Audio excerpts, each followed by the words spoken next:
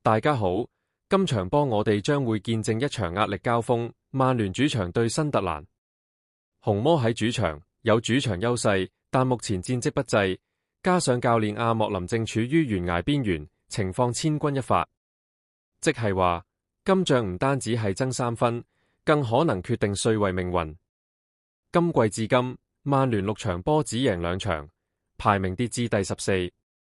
上周作客賓福特被1-3打敗，媒體同球評又大策劃阿莫林如果再輸，帥位岌岌可危。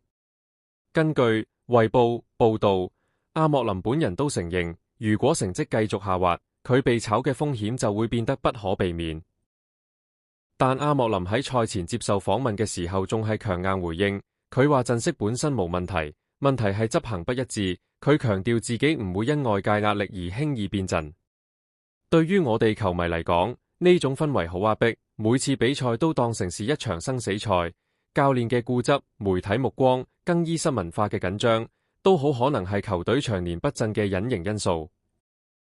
講講我估嘅曼聯排陣，我認為今場會繼續用3-4-2-1，門將可能用巴恩迪爾，3中堅約羅、麥佳亞、迪列治，翼衛邊有機會係道古或者剛剛回歸嘅阿麥，中場回歸嘅卡斯米路會同班奴費南迪斯搭檔，前場係安保莫、古亞支援斯斯高。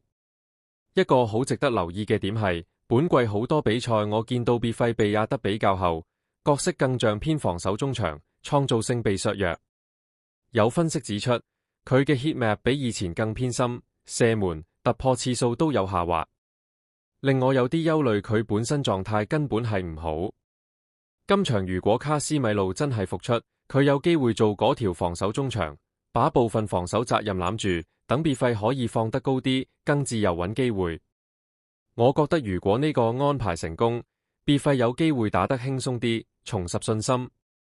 至於教練願唔願意信任佢，容許一啲前插空間，就係今晚好大看點。講到新援同年青球員，我都想講幾位。斯斯高 Sesko 佢係今季重點前鋒引援，但到目前為止未算完全爆發。雖然有身材、速度、支撐力，但係進球數字未能滿足期待。古亞寬一被視為中場創造力補充，希望佢能夠為曼聯打開邊路突破，連繫中前場。阿麥 Amad Diallo 啱啱回歸練習，有機會喺翼位斜線邊路位置幫手，用速度與破壞力去撕裂對手防線。其實根據報道，佢以前曾喺客串新特蘭時有不錯表現，今場面對舊東家亦有話題性。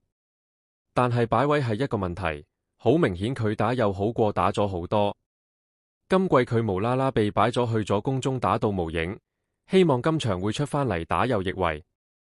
總括而言，曼聯今場波要靠卡斯米路嘅穩定屏障，別費被釋放嘅機會，亦為尤其是邊路亞上同埋回補，以及前鋒斯斯高斜線古亞嘅終結能力。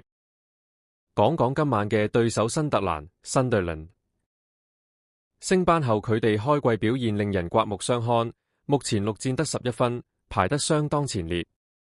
主帥雷吉斯、勒布里斯 Regis Lebris 為球隊建立咗清晰打法，佢喺中場控制同快速反擊之間拿捏得唔錯。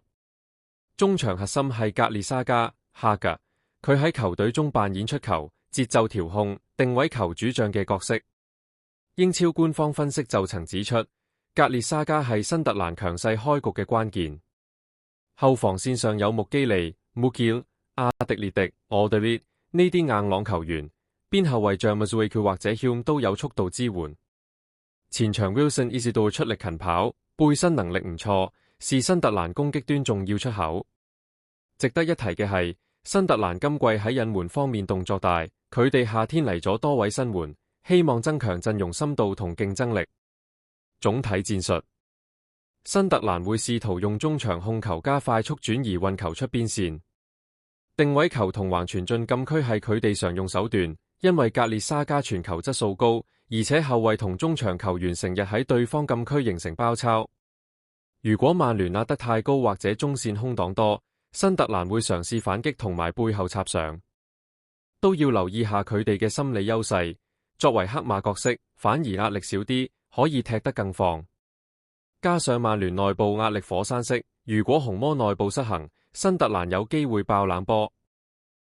今場波我估比分可能係2-1或1-1，曼聯小勝或者和局都唔出奇。根據 The Playoffs 嘅預測與賠率，曼聯贏面較高，但雙方都有入球可能，即係話有機會開入球大。走勢方面，若曼聯先開紀錄，一定會慢慢嚟掌控節奏，用卡斯米路穩住中場。若果新特蘭先入波，曼聯就可能被逼全面壓上，邊路或中場會暴露空位。如果比賽陷入拉鋸戰，中場角力、定位球、門將表現就可能成為勝負關鍵。講返我自己嘅觀點，今場唔只係一場比賽，更加似係一場象徵戰。我好希望見到教練可以變通下，可以因應球員狀態變通。我希望別費能夠被釋放，重拾嗰種創造力。我希望球員可以踢得唔敢怕失誤。我希望曼聯能唔係單靠表面戰術，而係從內部、從文化、從信心重建。我知道要一場波扭轉乜嘢唔係咁容易，但如果今晚可以踢得有尊嚴、有拼勁、有亮點，就已經值得。總之，今晚呢場曼聯對新特蘭唔止爭3分，更加係信心同方向之爭。希望用家同我一樣睇得過癮，感受到球隊嗰股脈衝勁。